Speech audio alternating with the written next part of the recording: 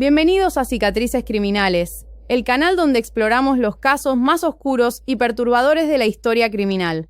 Soy Isabela y hoy les traigo una historia diferente. Una historia de esperanza que demuestra que la justicia, aunque tardía, nunca se rinde. Si este contenido les gusta, no olviden suscribirse y activar la campanita para no perderse ningún caso. Ahí arriba pueden ver más videos similares. Y abajo están mis redes sociales para que me sigan en todas las plataformas. Y ahora sí, prepárense para adentrarse en historias de familias que esperaron más de 40 años por respuestas, y de cómo la tecnología moderna finalmente les dio la justicia que merecían.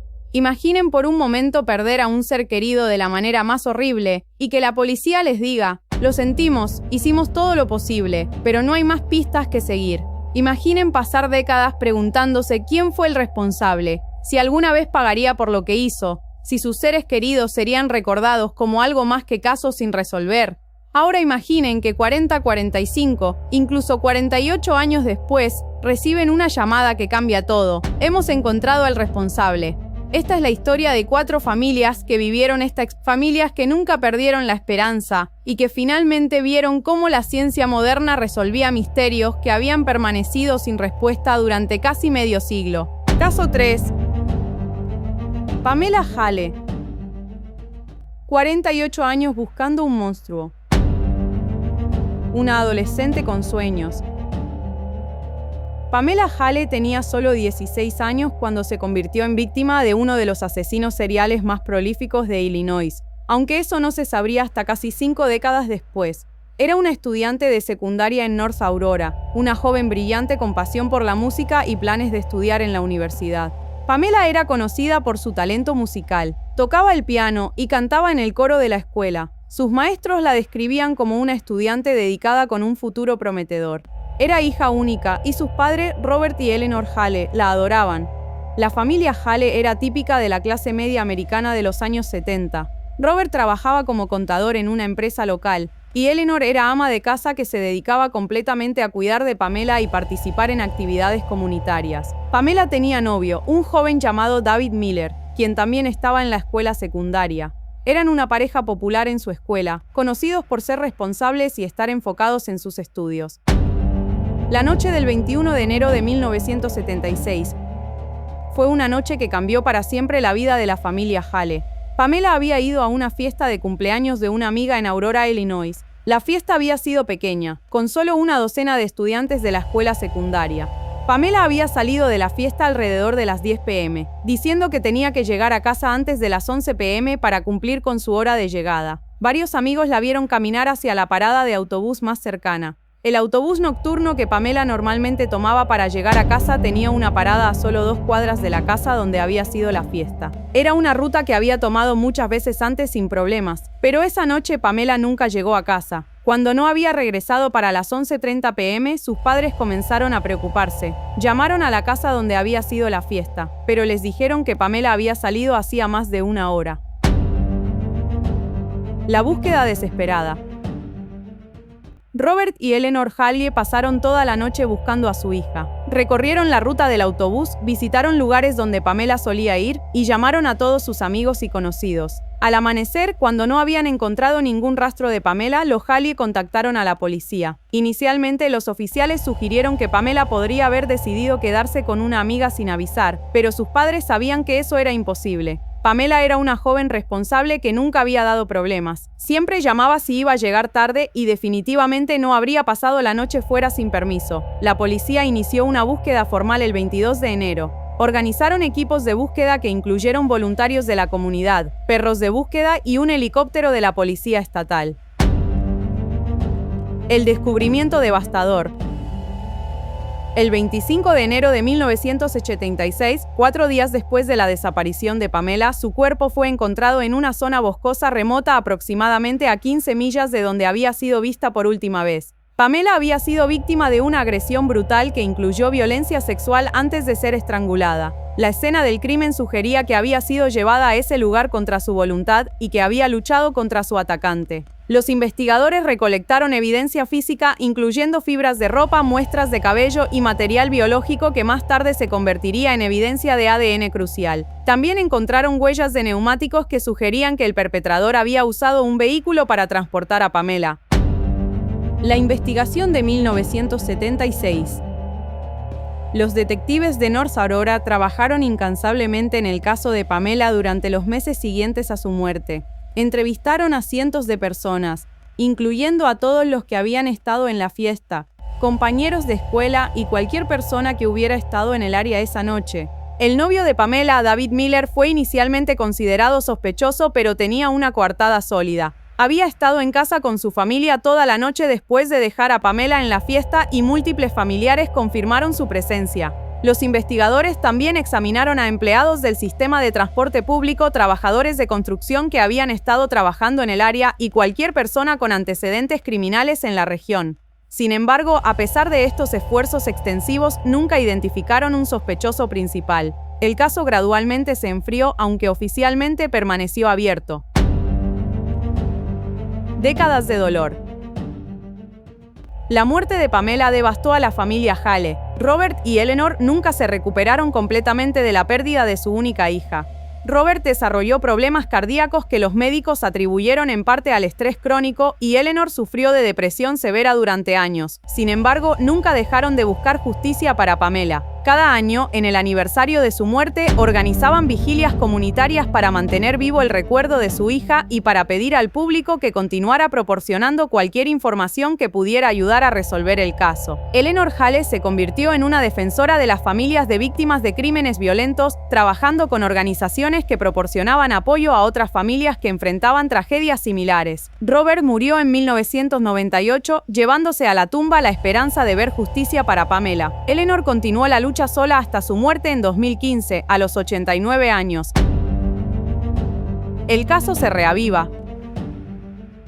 En 2020, el Departamento de Policía de North Aurora creó una unidad de casos fríos dirigida por el detective Jennifer Walsh. Una de las primeras prioridades de Walsh fue revisar el caso de Pamela Hale usando nuevas tecnologías forenses. Walsh envió la evidencia del caso de Pamela a DNA Labs International para análisis usando técnicas modernas de extracción de ADN. Los resultados fueron prometedores. Pudieron extraer un perfil de ADN completo del perpetrador de muestras que habían sido consideradas no utilizables.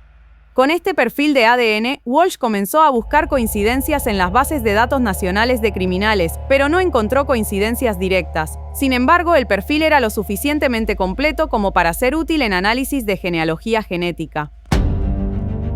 El monstruo finalmente identificado. En marzo de 2024, DNA Labs International informó que habían identificado una coincidencia usando genealogía genética. El ADN del asesino de Pamela pertenecía a Bruce Lindahl, un hombre que había muerto en 1981 en su apartamento de Chicago. Lo que los investigadores descubrieron sobre Lindahl fue aterrador. Había sido un asesino serial que había operado en el área de Chicago durante los años 70 y que había sido responsable de múltiples asesinatos de mujeres jóvenes. Lindahl había muerto en su apartamento después de herirse accidentalmente con un cuchillo que estaba usando para preparar otro ataque. Su muerte había sido considerada accidental en 1981 y no fue hasta décadas después que los investigadores comenzaron a conectarlo con múltiples casos sin resolver. La conexión confirmada. Para confirmar la identificación, los investigadores exhumaron el cuerpo de Bruce Lindahl y obtuvieron muestras de ADN directas. Los resultados fueron definitivos. Lindahl era responsable del asesinato de Pamela Hale. Los investigadores también descubrieron que Lindahl había estado viviendo en un apartamento en Aurora en enero de 1976, a solo unas millas de donde Pamela había desaparecido. Había sido arrestado por conducir ebrio solo una semana después de la muerte de Pamela. Además, los investigadores conectaron a Lindahl con al menos una docena de otros asesinatos de mujeres jóvenes en Illinois durante los años 70. Había sido uno de los asesinos seriales más prolíficos de la región, pero había operado antes de que las técnicas modernas de investigación criminal pudieran identificar patrones entre casos. Justicia para Pamela. El 21 de enero de 2024, exactamente 48 años después del asesinato de Pamela Hale, el Departamento de Policía de North Aurora anunció que habían identificado a su asesino. Aunque Robert y Eleanor Hale no vivieron para ver este momento, sus sobrinos y otros familiares estuvieron presentes en la conferencia de prensa. El sobrino de Pamela, Michael Hale, habló en nombre de la familia. Tío Robert y tía Eleanor nunca perdieron la fe de que algún día sabrían quién lastimó a Pamela. Aunque no están aquí para ver este día, sé que están en paz sabiendo que Pamela finalmente tiene justicia. La revolución tecnológica, cómo la ciencia cambió todo. La evolución del ADN forense. Para entender completamente la magnitud de estos avances, es importante conocer cómo ha evolucionado la tecnología de ADN forense desde los años 70 hasta hoy. En 1976, cuando Pamela Hale fue asesinada, el análisis de ADN no existía. Los investigadores dependían de evidencia física como huellas dactilares, fibras y testimonios de testigos. Muchas veces, esta evidencia no era suficiente para identificar perpetradores. En 1980, cuando Mary Tracy fue asesinada, la tecnología de ADN estaba en sus primeras etapas experimentales. Solo era utilizada en laboratorios de investigación y no estaba disponible para investigaciones criminales rutinarias. Para 1979, cuando Esther González fue atacada, el análisis de ADN había comenzado a ser usado en algunos casos criminales, pero las bases de datos eran extremadamente limitadas y la tecnología era rudimentaria comparada con los estándares actuales. El nacimiento de CODIS. En 1990, el FBI estableció el Sistema Combinado de Índice de ADN CODIS, que permitía a las agencias de aplicación de la ley a nivel nacional compartir perfiles de ADN. Esto revolucionó la investigación criminal al permitir que los investigadores conectaran casos entre diferentes jurisdicciones. Sin embargo, CODIS solo contenía perfiles de criminales convictos y evidencia de escenas del crimen. Si un perpetrador nunca había sido arrestado o convicto, su ADN no estaría en la base de datos. Esta limitación significaba que muchos casos permanecían sin resolver, incluso cuando los investigadores tenían perfiles de ADN completos de los perpetradores. La revolución de la genealogía genética. El verdadero avance llegó con el desarrollo de la genealogía genética forense en la década de 2010. Esta tecnología permite a los investigadores comparar perfiles de ADN de escenas del crimen con bases de datos públicas de genealogía como HeadMatch, Family Tree DNA y otras. Estas bases de datos públicas contienen millones de perfiles de ADN de personas que han enviado muestras para investigar su historia familiar. Cuando un perfil criminal coincide con estos datos, los investigadores pueden usar análisis genealógico para identificar parientes del perpetrador y eventualmente al perpetrador mismo. El proceso de genealogía genética. El proceso de usar genealogía genética para resolver crímenes es complejo y requiere expertise especializado. Primero, los investigadores deben tener un perfil de ADN de calidad suficiente de la escena del crimen. Luego, este perfil se carga a bases de datos públicas de genealogía para buscar coincidencias parciales. Estas coincidencias parciales indican parentesco, primos, tíos, sobrinos, etc. Los genealogistas genéticos entonces construyen árboles familiares usando estas coincidencias y registros públicos como certificados de nacimiento, matrimonio y muerte. Trabajan hacia atrás desde las coincidencias conocidas hasta identificar antepasados comunes. Finalmente, trabajan hacia adelante desde estos antepasados comunes para identificar a todos sus descendientes que podrían ser el perpetrador. Este proceso puede tomar meses e involucra análisis de cientos o miles de registros genealógicos. Las herramientas modernas.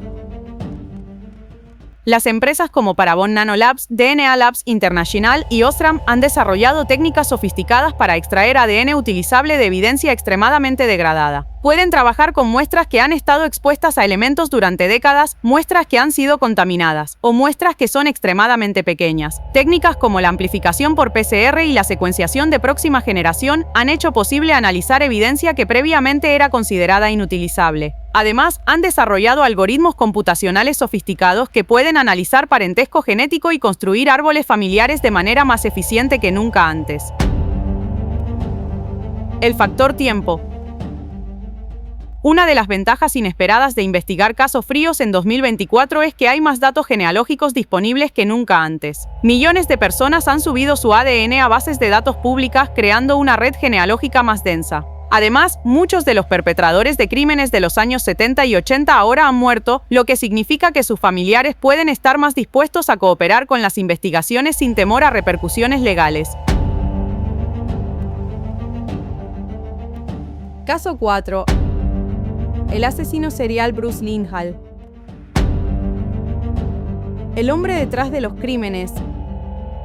Bruce Linhall no era solo el responsable del crimen de Pamela Hale. Era un depredador serial que había operado en el área de Chicago durante toda la década de 1970. Su identificación en 2024 resolvió no solo el caso de Pamela, sino múltiples casos que habían permanecido sin resolver durante décadas. Linhall había nacido en 1953 en una familia aparentemente normal de clase media en los suburbios de Chicago. Sin embargo, desde temprana edad había mostrado signos preocupantes de comportamiento antisocial.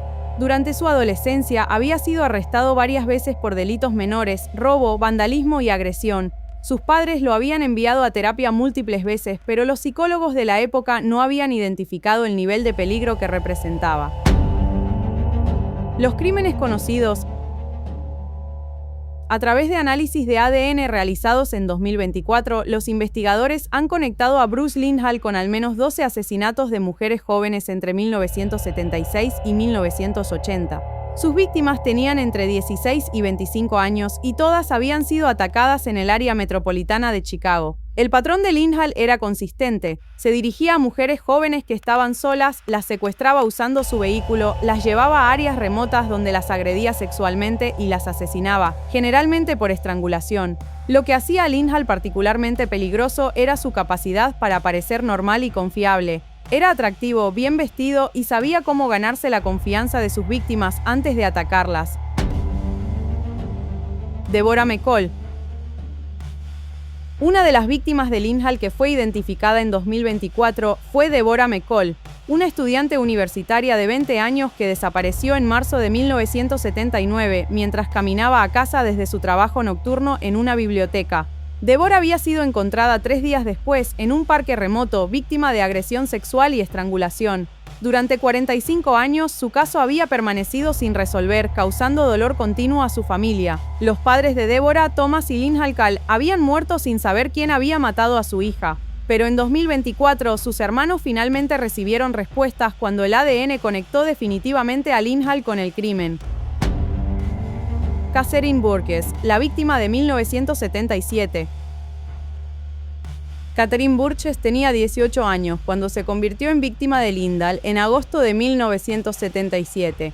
Era una trabajadora de una tienda de departamentos que había desaparecido después de su turno nocturno. Su cuerpo fue encontrado 2 semanas después en una zona industrial abandonada. Como las otras víctimas de Linhall, había sido agredida sexualmente antes de ser asesinada. La familia de Catherine había organizado búsquedas masivas cuando desapareció, y su caso había recibido considerable atención mediática. Sin embargo, sin tecnología de ADN, los investigadores nunca pudieron identificar a su asesino. En 2024, cuando el ADN finalmente conectó a Linhall con su muerte, los hermanos sobrevivientes de Catherine pudieron finalmente obtener cierre después de 47 años de preguntas sin respuesta. La muerte de Linhall, 1981. Bruce Linhall murió el 4 de abril de 1981 en su apartamento de Chicago en circunstancias que inicialmente parecían accidentales. Había estado preparando cuchillos cuando se cortó severamente en la arteria femoral. En 1981, la policía trató su muerte como un accidente doméstico. Sin embargo, la investigación de 2024 reveló que Linhall había estado preparándose para otro ataque la noche de su muerte.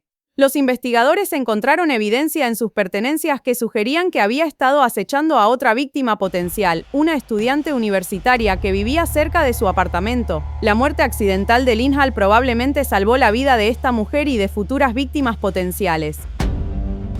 El impacto de la identificación. La identificación de Bruce Linhall en 2024 ha permitido a múltiples familias obtener respuestas que habían estado buscando durante décadas. Más de una docena de casos sin resolver han sido oficialmente cerrados como resultado de esta identificación. Pero quizás más importante, ha proporcionado a las familias de las víctimas una comprensión de lo que había pasado con sus seres queridos. Ya no son casos sin resolver, son víctimas reconocidas de un asesino serial que finalmente ha sido identificado. El proceso emocional. Familias que nunca se rindieron. La carga de los casos sin resolver. Las familias de víctimas de casos sin resolver enfrentan un tipo único de trauma. A diferencia de otros tipos de pérdida, donde eventualmente puede haber algún tipo de cierre, las familias de casos sin resolver viven en un estado de incertidumbre perpetua. No saben si el perpetrador está vivo o muerto, si podría atacar a otros o si alguna vez habrá justicia para su ser querido. Esta incertidumbre puede ser psicológicamente devastadora y puede durar décadas. María González, la madre de Esther, describió esta experiencia como vivir en el limbo. Cada día te despiertas preguntándote si hoy será el día que recibas respuestas, dijo en una entrevista de 2020. La importancia de la esperanza. Lo que caracterizó a todas estas familias fue su negativa a rendirse. A pesar de décadas sin avances, mantuvieron la esperanza de que algún día la tecnología o una nueva pista llevaría a respuestas. Esta esperanza requería una fuerza emocional extraordinaria. Significaba continuar luchando cuando las autoridades les decían que no había nada más que hacer. Significaba mantener viva la memoria de sus seres queridos cuando el mundo parecía haberlos olvidado. Linda y Patricia Tracy, las hermanas de Mary, establecieron una beca universitaria en memoria de su hermana que ha ayudado a docenas de estudiantes a estudiar enfermería, el sueño que Mary nunca pudo cumplir. El valor de la vida humana. Estos casos también nos recuerdan que cada vida tiene valor y que cada víctima merece justicia. No importa cuánto tiempo pase o cuán frías se vuelvan las pistas, estas vidas importan y sus historias merecen ser contadas. La resolución de estos casos honra no solo a las víctimas, sino también a las familias que nunca perdieron la esperanza y a los investigadores que nunca dejaron de buscar la verdad. Una nueva era de justicia. Estamos viviendo en una nueva era de justicia criminal, donde la tecnología está proporcionando herramientas que nuestros antepasados nunca podrían haber imaginado. Pero la tecnología por sí sola no es suficiente. Requiere la dedicación de investigadores, la persistencia de familias y la voluntad de la sociedad de invertir en la búsqueda de la verdad. Los casos resueltos en 2024 son solo el comienzo. Hay miles más esperando ser resueltos, miles de familias esperando respuestas y miles de víctimas esperando justicia. El legado de justicia. Esther González, Mary Tracy, Pamela Halley y todas las víctimas de Bruce Lindahl finalmente han recibido justicia. Sus casos han sido cerrados, sus asesinos identificados y sus familias han encontrado paz, pero su legado va más allá de su propia justicia. Han abierto el camino para que miles de otros casos sean resueltos. Han demostrado que la tecnología moderna puede proporcionar respuestas que parecían imposibles. Y han mostrado al mundo que nunca es demasiado tarde para la justicia, nunca es demasiado tarde para la verdad, y nunca es demasiado tarde para honrar la memoria de aquellos que perdimos. Y hasta aquí llegamos con estas historias extraordinarias de justicia tardía, pero justicia al fin. 4 casos que parecían imposibles de resolver, 4 familias que esperaron décadas por respuestas, y la tecnología moderna que finalmente les dio la paz que habían estado buscando.